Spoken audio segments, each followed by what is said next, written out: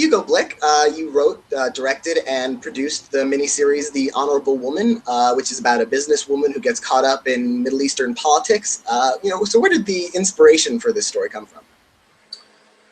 Well, a lifelong interest in the region, that's its inspiration. I guess I was always interested in somebody who had the unbelievable self-belief to step into a seemingly an untractable situation. Speaking of this person coming in and trying to navigate the situation, in the very first episode, Maggie Gyllenhaal's character Nessa, she has this speech where she's talking about she makes this joke about how aliens try and conquer the Palestinians and the Israelis, and by the end, our sympathy is with the aliens. Nessa isn't a complete outsider, necessarily the way an alien would be, but do you see her as kind of, in a way, that alien trying to navigate all the ins and outs of this conflict? Exactly so. What I was taken by was that she was connected and influenced by many regions, both within the West, within the Middle East, that influence, on the other hand, she stood outside of it. She was neither a member completely of any of these communities. She was Jewish by birth. Her father was connected directly to Israel, but she herself lived her life in the UK and saw herself as something of an internationalist. So it was this idea of being influenced but standing outside. Hopefully, as she saw it, she could stand outside intellectually so she could take a viewpoint as an overview. Of course, as a story unfolds, what we discover is that the influence on your identity, on who you are, your personality, is the thing that's going to draw most from you.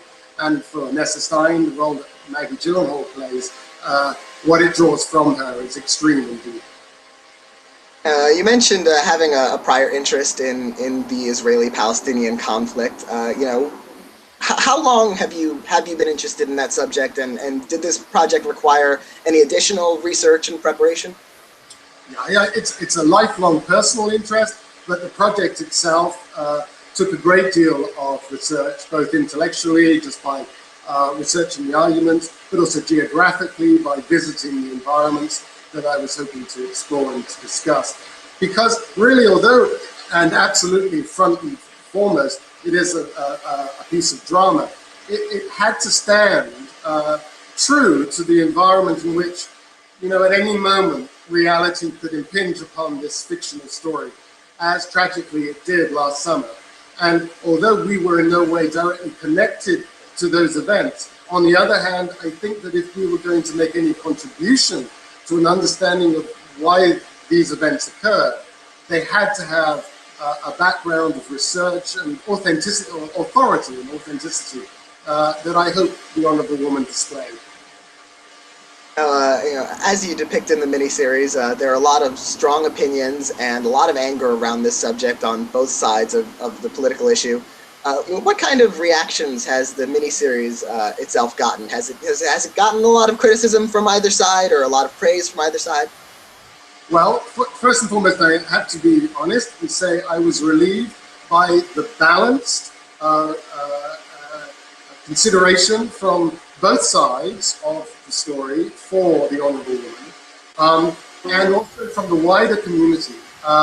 Because I suppose I was trying to engage the wider community in thinking that a story that seemed distant and unconnected to individuals who may experience it via the Sundance Channel or the BBC, who might go, well, that's a conflict that's somehow not to do with me.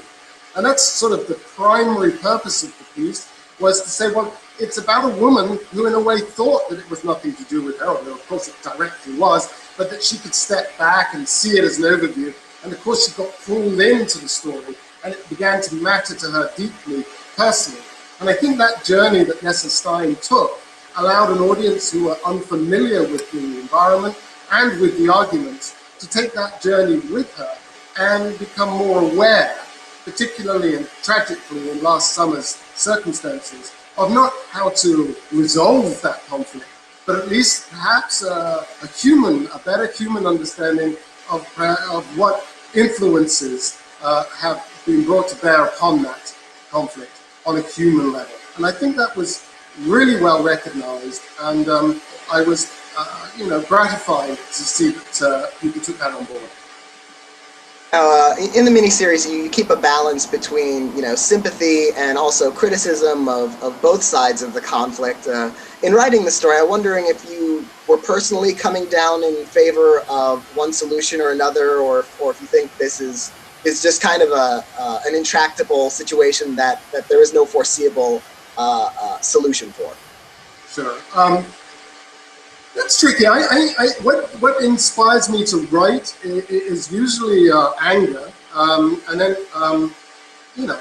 anger in a really sort of not like just I'm rantingly angry about something, but anger in that it's an itch you need to scratch. And then if you're looking at such a big issue as this, you may take it from a perspective, one side perspective to begin with, and then the analysis of that perspective often, if you're open to the argument, throws up that contrary argument, that counterpoint that comes back at you.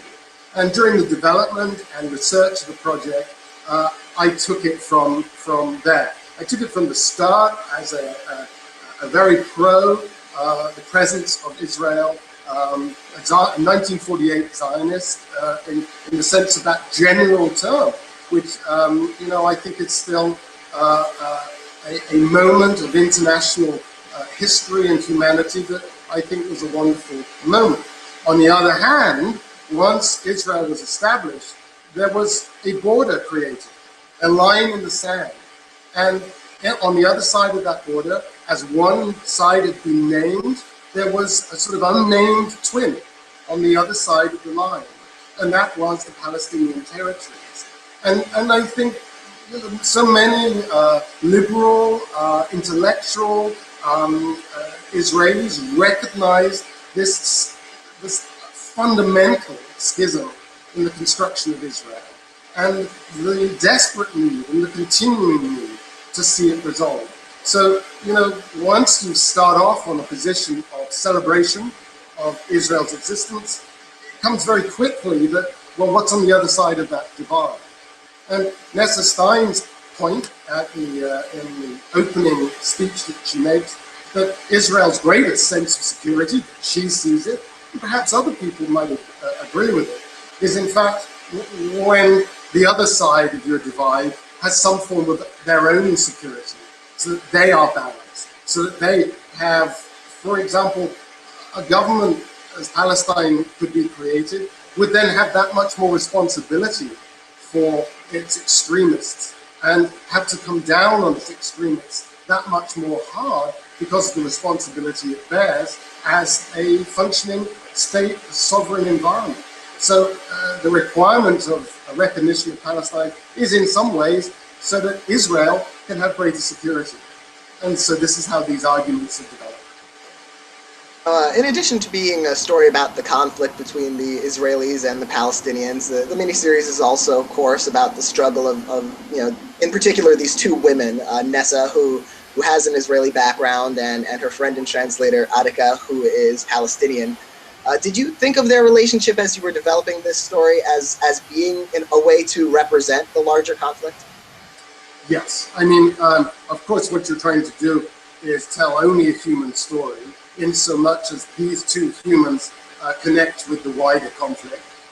So you're not going to have them representative of the conflict, but you're going to see how they as humans react to the conflict that exists. So absolutely, the quality was a symbiotic relationship between power and weakness, as well as two women, and in some ways the inversion of that power. So that we started with the perspective of a particularly powerful Anglo-Israeli woman, Nessa Stein, an apparently powerless woman in Attica, who was a Palestinian nanny by appearance to the Stein family. And then slowly we invert those power structures so that at the end, where the seesaw is swung really upside down, but at the end there's a balance between the two, so that the statement is who is the honorable woman of the title could be applied to both those characters. So yes, it was very important.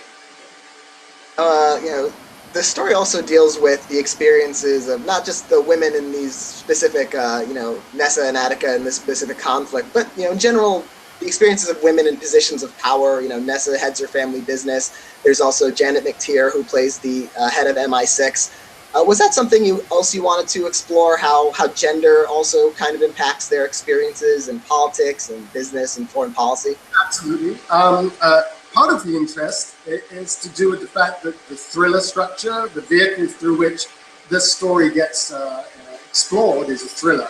And so often in thrillers, because I guess the heroic nature of a thriller is a quest, a problem needs to be solved.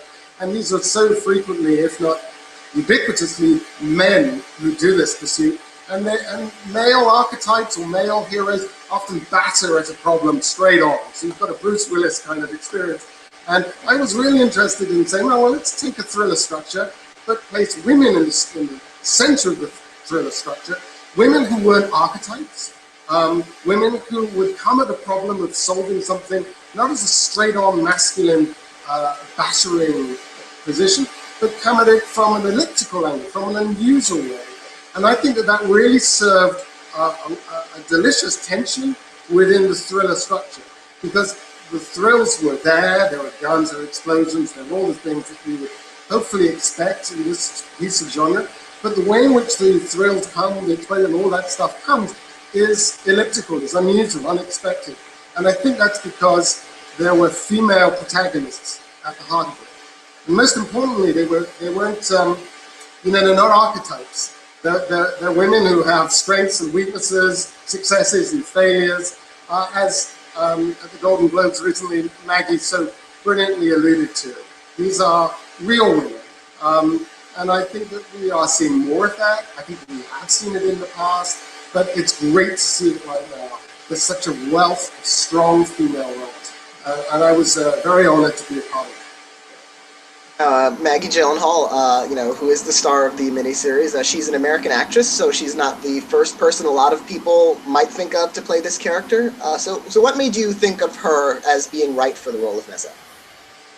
Again, partly to begin with, this internationalism was within the character, so that she didn't sort of own herself to any individual national identity, and therefore not being owned, she's also a free fall within the universe of it. And so that she had to find her identity, so that she wasn't grounded as a person, really meant that Maggie could join that character.